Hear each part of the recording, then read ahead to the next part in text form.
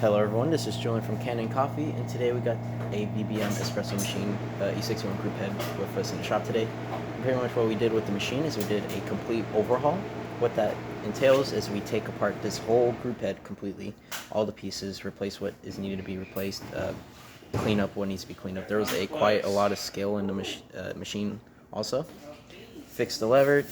The button behind the lever was actually pulling on your tank, and so we did fix that. We replaced it with a brand new switch also. That is not in the estimate, that's just on the house. Also, we welded the plate back to the tray. Again, not paid for on the house, just so we could get this machine complete. We descaled the machine multiple times. I think I've done about 2 to 3 descale tanks, and then rinsing it completely. So now we're going to test the machine. So we're going to, as you can see, it's going to work well. We're going to make a shot with this, just making sure water's coming out. And this is our test coffee. We're going to pull the lever. Don't worry about that, I'm just trying to use 2 cups so that it doesn't spill anywhere. I did not measure the coffee in this, so if it runs too fast, runs too slow, don't worry about it. This is our test coffee.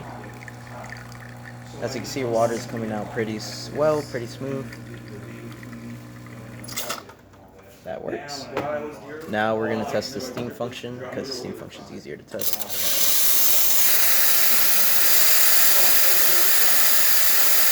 We also replaced both of the safety valves that are on your boiler because they're really broken. Scale was dripping out. You could tell that just the scale buildup around it was going to cause problems. So we did replace both of those also. Hot water time.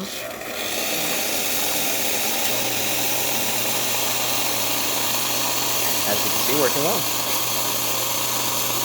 That's about it for this repair. If you like this video or any of our other repairs on our channel, leave a like, subscribe, and hit the bell. Thanks for watching.